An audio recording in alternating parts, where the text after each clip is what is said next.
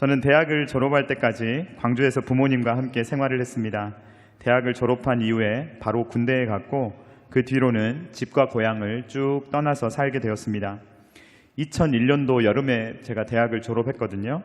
그 뒤로 약 20년 만에 고향인 광주로 제가 돌아오게 되었습니다. 집을 떠나서 살기 전에는 집이 얼마나 소중한지 부모님의 그늘이 얼마나 좋은 것인지 제가 잘 알지 못했습니다.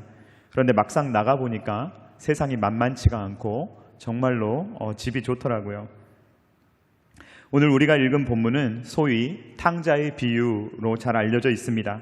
탕자라는 말은요, 무모할 정도로 헤프게 베푸는 아들 혹은 남김없이 다 써버리는 그러한 아들이라는 표현입니다. 본문에 등장하는 둘째 아들은 오늘날 표현으로 말하면 욜로족이다 라고 말할 수 있는데 한번 띄워주시겠습니까? 욜로족은요, You only live once, 그러니까 딱 한 번 인생 산다는 거죠. 그러니까 이런 것입니다. 한 번 사는 인생 뭐 있어? 내 마음대로 살아야지. 내가 하고 싶은 거 다 하고 내 마음껏 살아야지 라는 것이 바로 이 둘째 아들이 가진 인생 모토입니다. 본문에 등장하는 둘째 아들은 오늘의 MZ세대보다 더 솔직하고 더 과감하고 더 실험적입니다. 가정과 아버지라는 울타리에서 벗어나서 자기 마음 가는 대로 제멋대로 살고 싶었던 이 둘째 아들은 어느 날 아버지에게 해서는 안 되는, 절대로 해서는 안 되는 그런 말을 아버지에게 내뱉고 맙니다. 그 말은 12절 말씀인데 우리 한번 같이 읽어보도록 하겠습니다. 누가복음 15장 12절 말씀 시작. 그 둘째가 아버지에게 말하되 아버지여 재산 중에서 내게 돌아올 분깃을 내게 주소서 하는지라. 아버지가 그 살림을 각각 나누어 주었더니. 우리는 2022년도를 살아가고 있습니다. 그런데 약 200년 전 1822년에 조선 땅에 살고 있다고 여러분들이 한번 상상해 보시기 바랍니다. 임금의 권위가 하늘과 같고 아버지의 권위와 형님의 권위가 얼마나 높은지 여러분들이 상상할 수 있으실 것입니다. 예수님께서는 약 2000년 전에 이 비유를 말씀하고 계시는데 이 유대 땅 2000년 전에 이 유대 땅도 고도의 가부장적인 사회였습니다. 아버지의 권위라는 것은 그때 당시에 우리가 상상할 수 있는 것보다 훨씬 더 강력하며 어떻게 말하면 절대적인 위치에 있는 것이 아버지의 권위였습니다. 그런데 그런 아버지께 둘째 아들은 유산을 요구하고 있는 것입니다. 둘째 아들이 살아계신 아버지에게 유산을 달라고 요구하는 것은 아버지에게 이렇게 말하는 것과 똑같은 말입니다. 아버지가 더 이상 저는 필요 없습니다. 아버지가 빨리 돌아가셨으면 좋겠습니다. 아버지 없는 셈 할 테니 아버지가 저에게 주셔야 될 그 재산의 몫을 저에게 그냥 빨리 주십시오.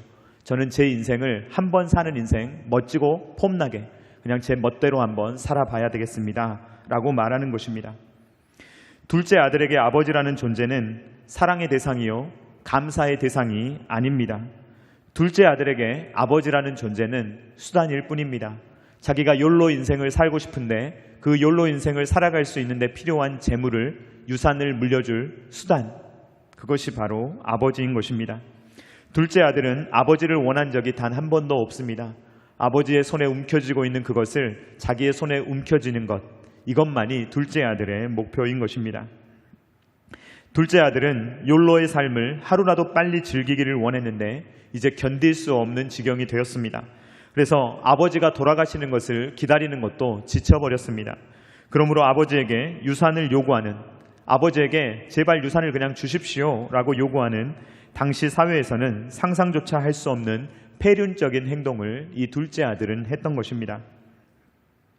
2000년 전이 아니라 오늘날 이런 일이 여러분들에게 일어난다고 여러분들이 한번 상상해 보시기 바랍니다.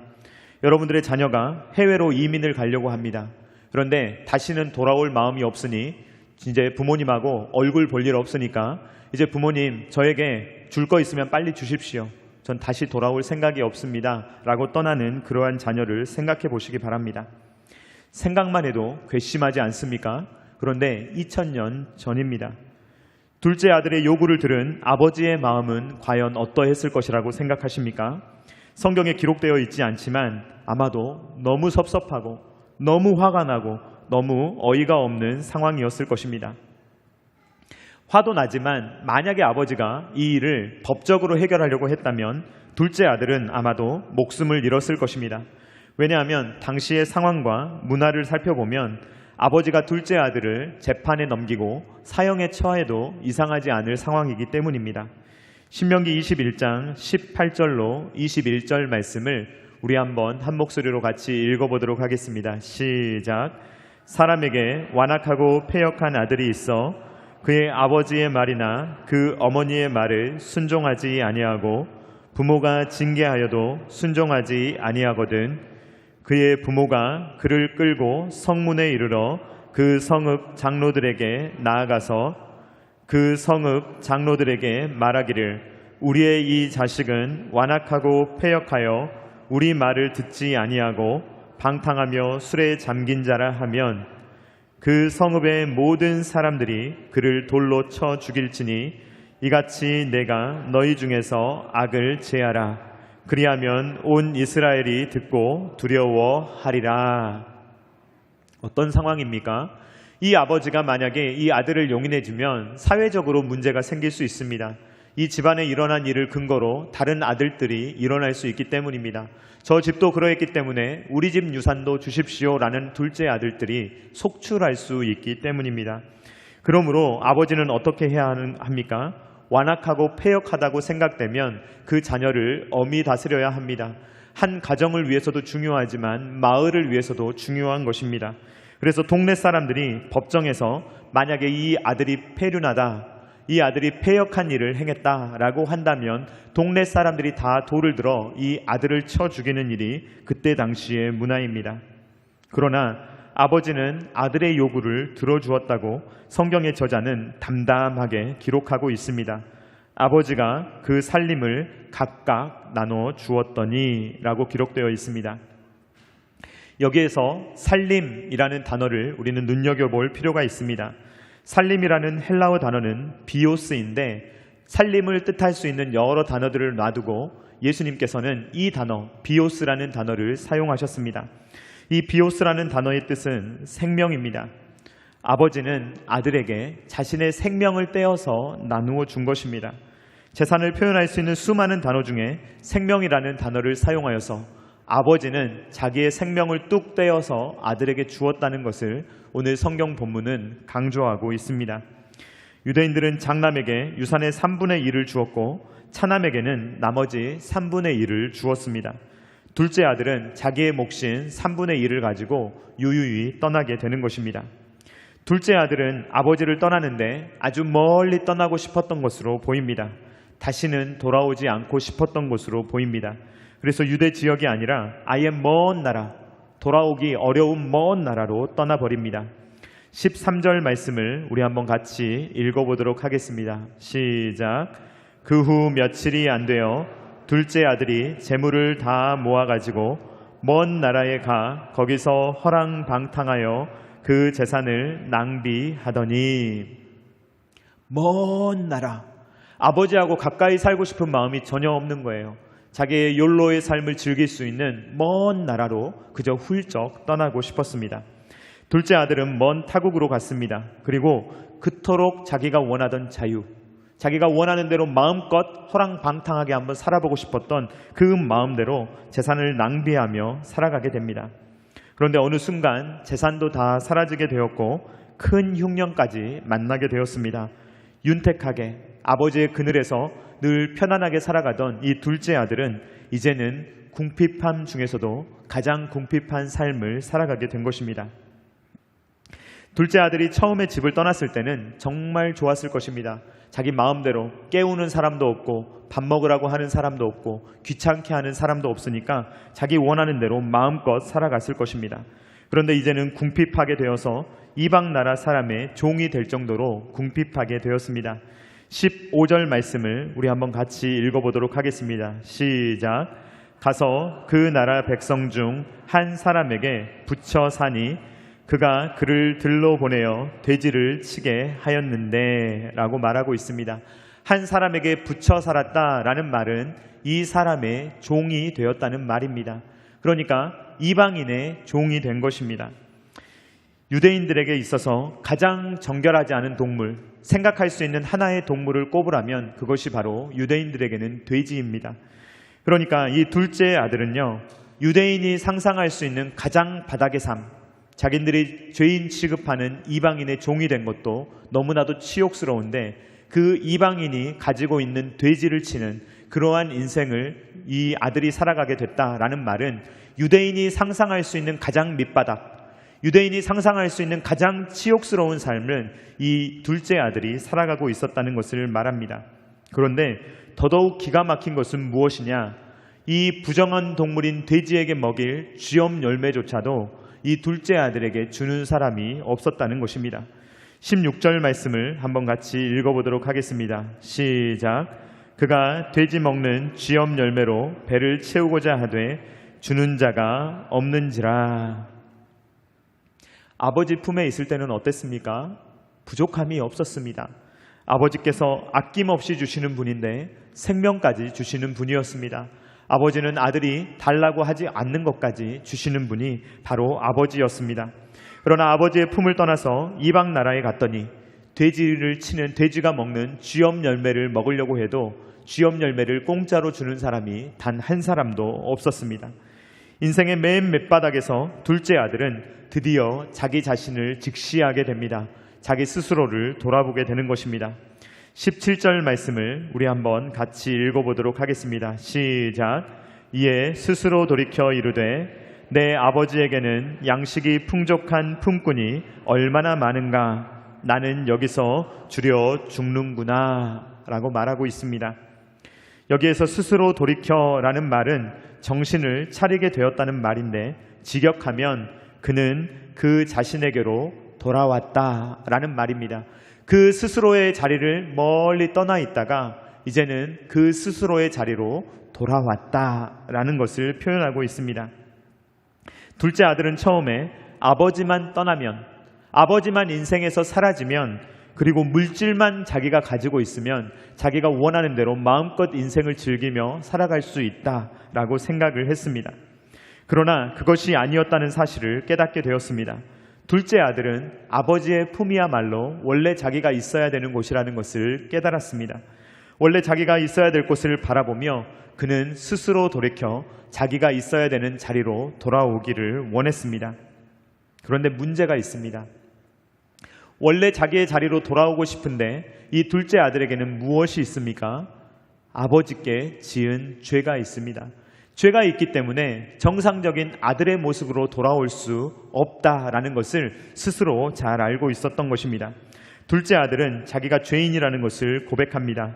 18절 말씀을 우리 한번 같이 읽어보도록 하겠습니다. 시작. 내가 일어나 아버지께 가서 이르기를 아버지, 내가 하늘과 아버지께 죄를 지었사오니. 지금 둘째 아들은요, 대사를 연습하고 있어요. 아버지에게 돌아가야 되는데 도저히 아버지께 돌아갈 면목이 없는 것입니다.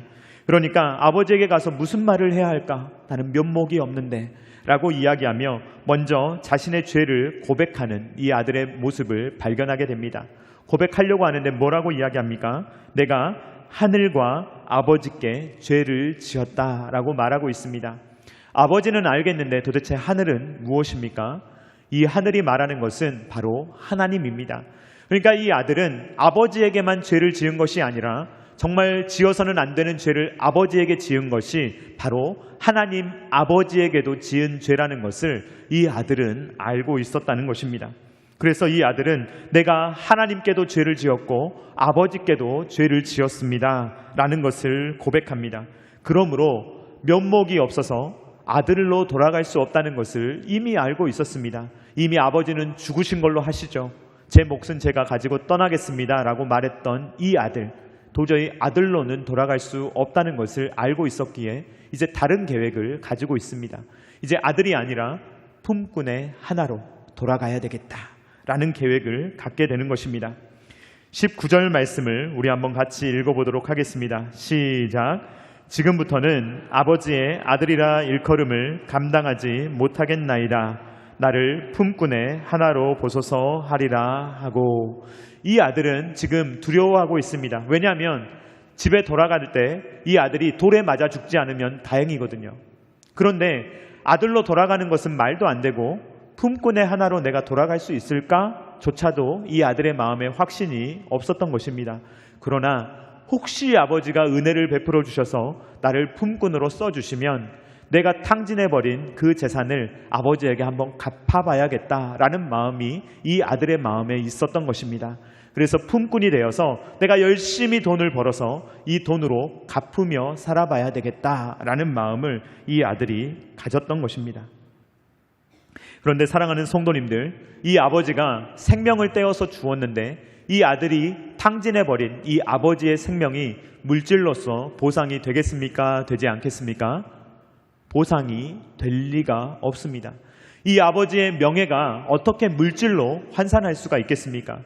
이 아들이 찔렀던 그 아버지의 그 가슴을 어떻게 이 아들이 물질로 보상할 수가 있겠습니까? 이 아버지의 마음을 도저히 이것을 보상할 수 없는 것입니다. 그의 집안은 둘째 아들 때문에 이미 동네에서 콩가루 집안이라는 소문이 파다하게 났을 것입니다. 그러므로 둘째 아들은 그냥 돌아갈 수 없었고 빚이라도 한번 갚아봐야 되겠다. 내가 아버지와 하나님께 죽을 죄를 지었으니 내가 그것을 조금이라도 한번 갚아봐야 되겠다. 내가 평생 속죄의 삶을 살아가야 되겠다. 내가 한번 배상해 봐야겠다라는 마음으로 이 아들이 돌아오게 된 것입니다. 어떤 목사님들은 이 누가복음 15장의 이야기를 설교하시면서 회개의 롤 모델을 제시하곤 합니다. 둘째 아들은 세상에서 누릴 것을 다 누리고 빈털터리가 되어서 돌아왔는데 둘째 아들은 스스로 뉘우쳤으니 우리도 스스로 뉘우치며 아버지께로 돌아오자고 이야기합니다. 둘째 아들의 계획은 그 잘못을 소상하게 아버지에게 아뢰는 것이었습니다. 그리고 그 자신의 잘못에 대해서 값을 갚아가는 것이 이 둘째 아들의 계획이었습니다. 이것이 회개일까요? 그렇게 보기가 어렵습니다. 둘째 아들은 지금 자신의 잘못을 금전적으로만 생각하고 있는데 이것은 금전적으로 갚을 수 있는 것이 절대로 아닌 것입니다.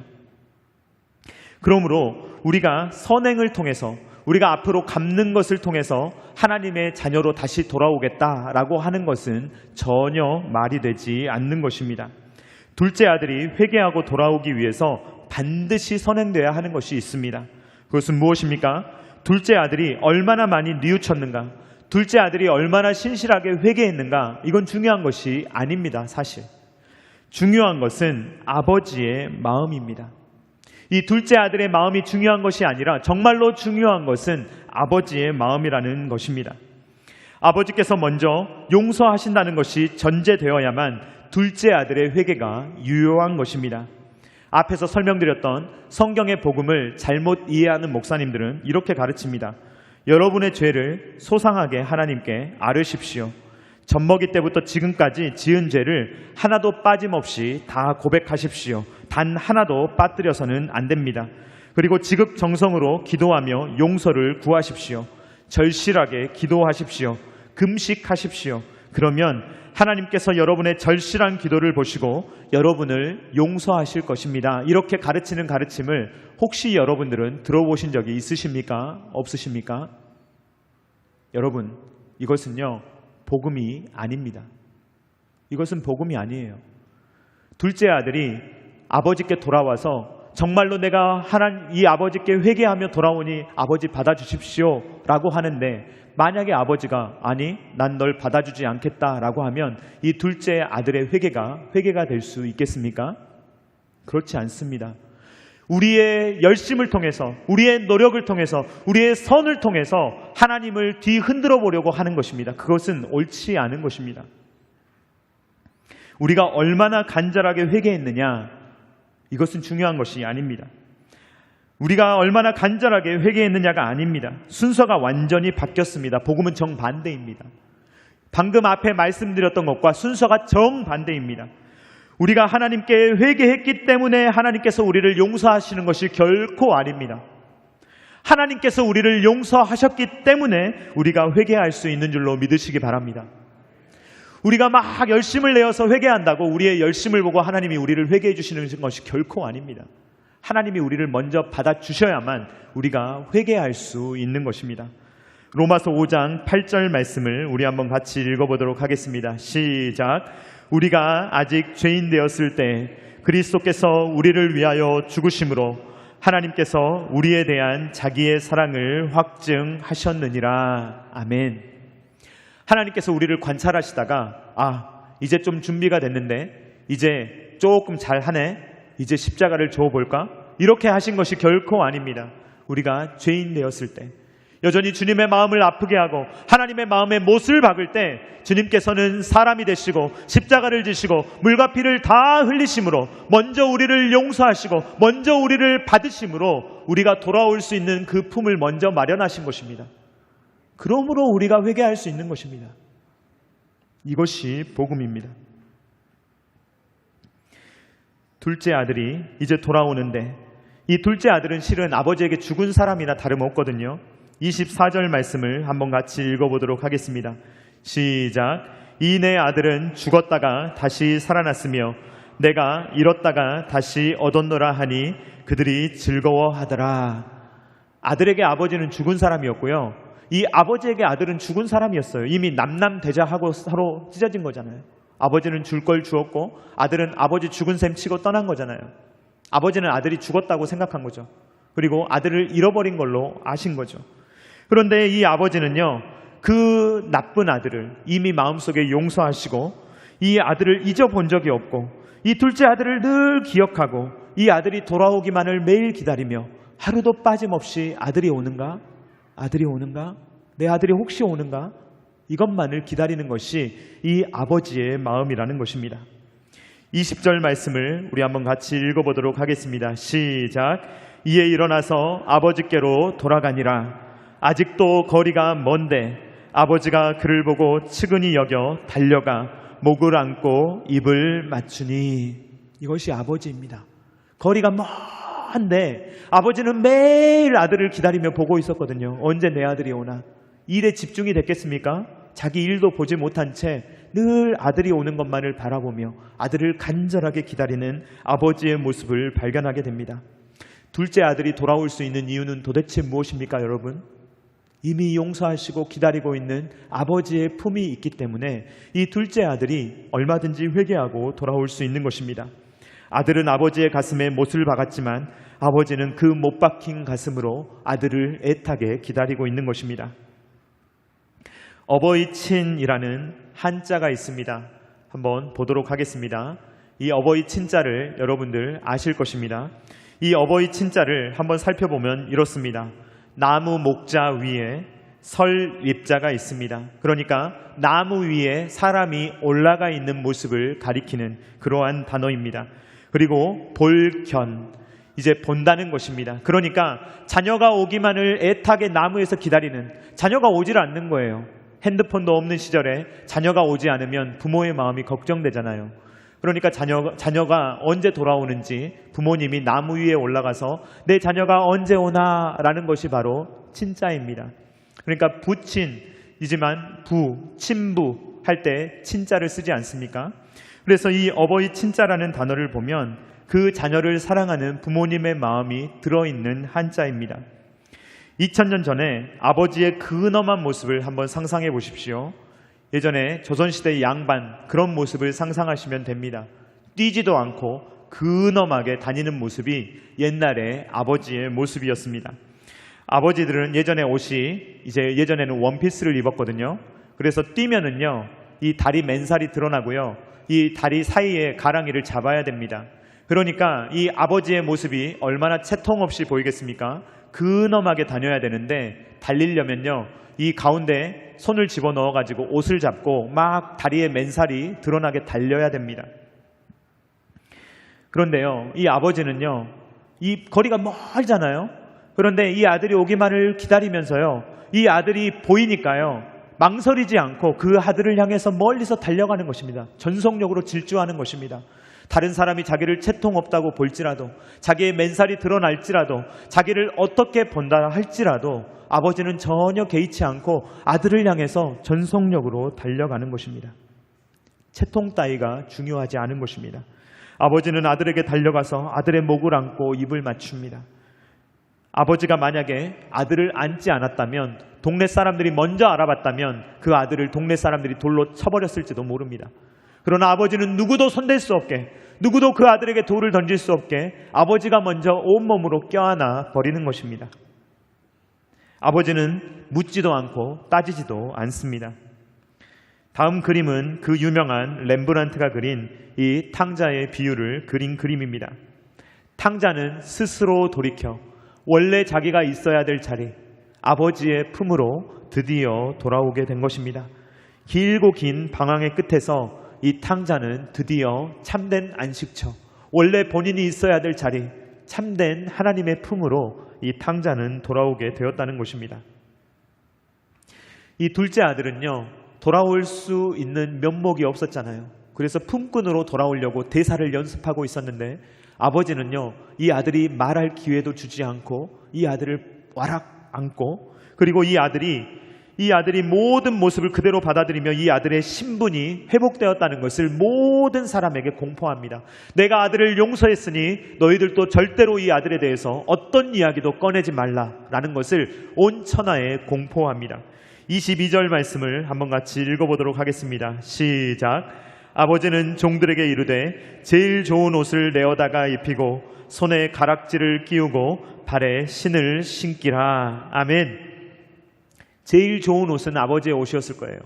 이 누더기와 같이 이방 땅에서 완전히 다 망가져버릴 대로 망가져버린 이 처참한 아들을 이 아버지의 가장 좋은 옷으로 가려주며, 그리고 손에 가락지를 끼움으로써 여전히 이 아들에게 아들의 권세가 있다는 것을 보여주며, 그리고 신발을 신기어 주어서 이 사람은 내 아들이고 이 아들을 절대로 비난하거나 비판해서는 안 된다는 것을 이 아버지가 확실하게 공동체에 공포하는 것입니다. 아들은 품꾼으로 돌아오고자 했는데 이 아버지는 정말로 이 아들을 그냥 아들로 품는 것입니다. 아들은 돌아올 때 철저하게 계산적인 회개를 계획하고 왔습니다. 그러나 아버지께서는 묻지도 따지지도 않고 이 아들을 전혀 계산 없이 이 아들을 받아주시는 것입니다. 아버지는요, 그냥 받아주십니다. 아버지는 그냥 베풀어 주십니다. 그냥 사랑해 주십니다. 아버지야말로 무모할 정도로 헤프게 베풀어 주시는 아버지, 혹은 이 아버지야말로 남김없이 자기가 가진 것을 다 써버리며 생명까지라도 아들을 위해서 다 베풀어 버리시는 그러한 분이 바로 아버지이십니다. 탕자도 탕자지만 정말로 모든 것들을 탕진하시는 분은 아버지라는 것을 알게 됩니다. 아버지야말로 탕부입니다. 아버지는 살찐 송아지를 잡아서 잔치를 베풀게 하십니다. 왜냐하면 죽었다 살아 돌아온 아들, 잃어버렸다 살아 돌아온 이 다시 찾은 아들을 너무나도 기뻐하셨기 때문입니다. 이제까지 살펴본 것처럼 이 누가복음 15장의 주인공은 탕자가 아닙니다. 이 누가복음 15장의 주인공은 탕부입니다. 이 누가복음 15장의 주제는 아들의 회개가 아닙니다. 이렇게 회개하면 먹힌다가 아닙니다. 이 누가복음 15장의 주제는 아버지의 조건 없는 사랑입니다. 그러면 누가 탕자입니까? 누가복음 15장 1절 말씀을 우리 한번 같이 읽어보도록 하겠습니다. 시작.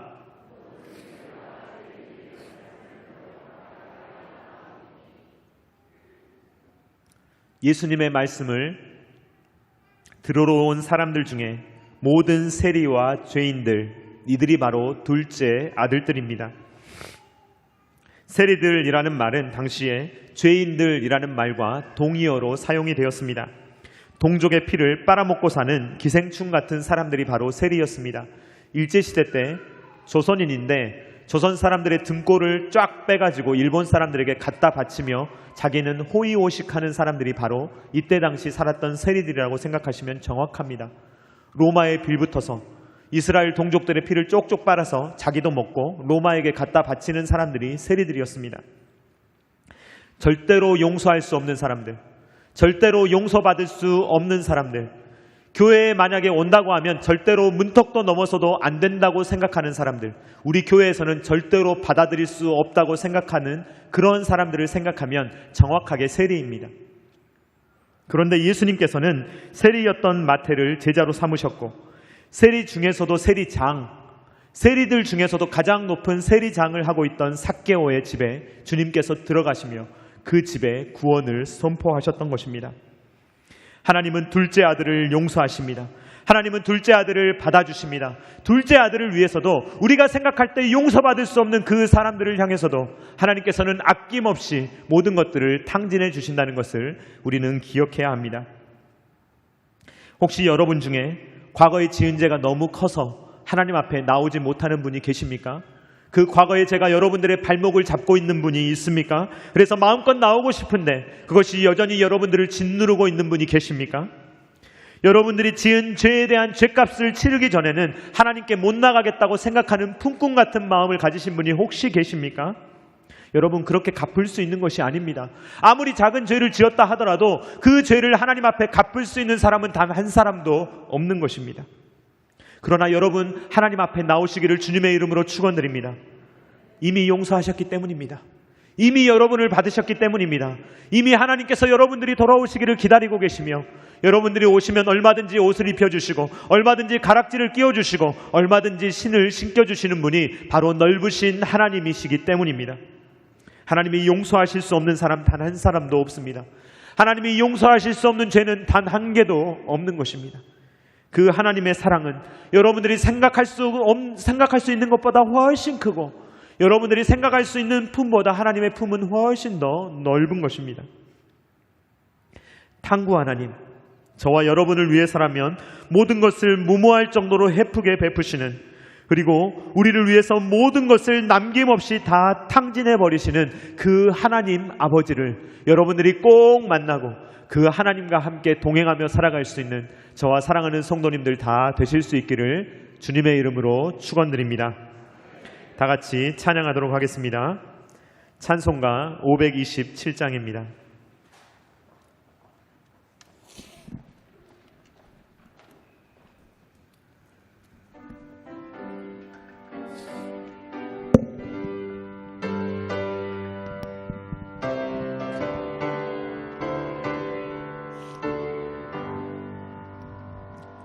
어서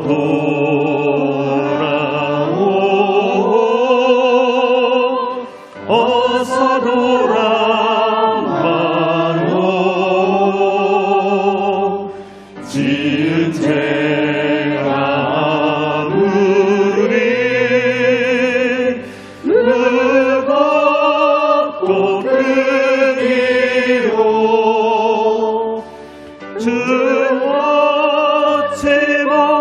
감당하고 못 받으시리요.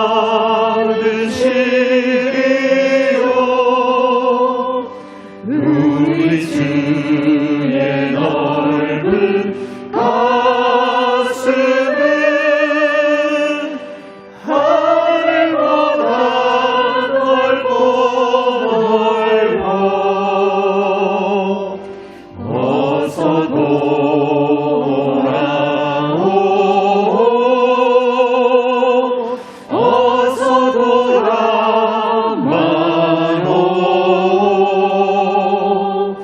우리 주는 날마다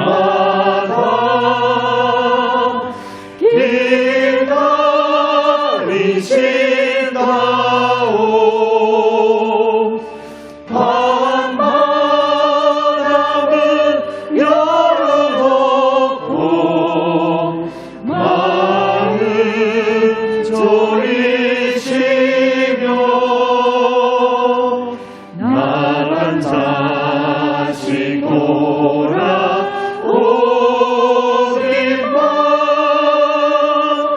밤새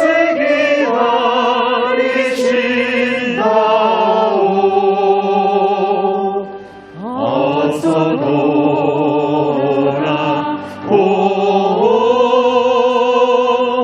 어서 돌아마로.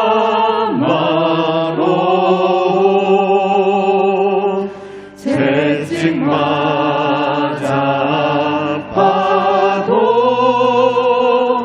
주님의 손으로 때리시고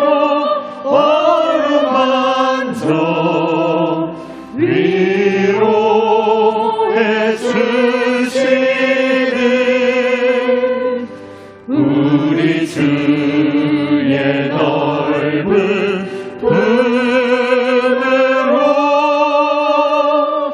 어서 돌아오소서.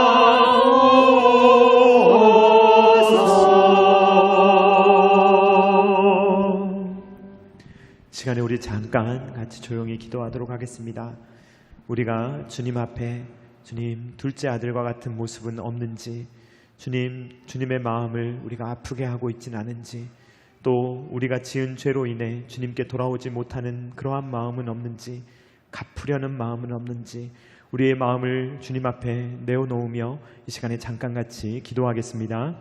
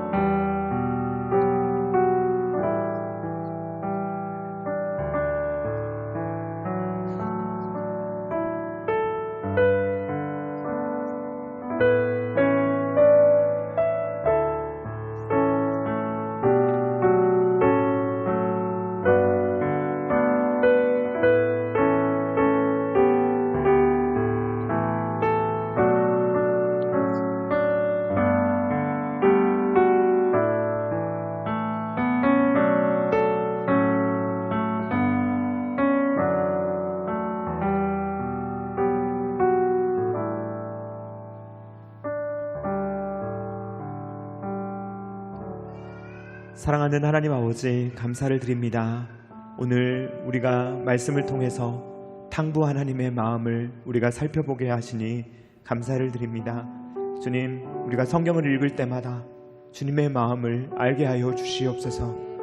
주님의 사랑을 알게 하여 주시옵소서.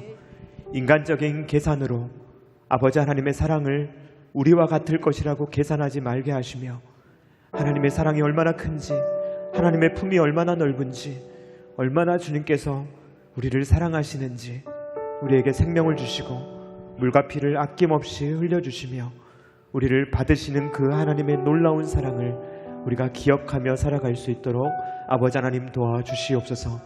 주님, 우리가 주님의 품을 절대로 떠나지 말게 하시며 하나님의 품 가운데서 늘 즐거워하며 안식하며 기뻐하며 행복한 인생을 살아갈 수 있도록 아버지 하나님께서 우리와 늘 동행하여 주시옵소서.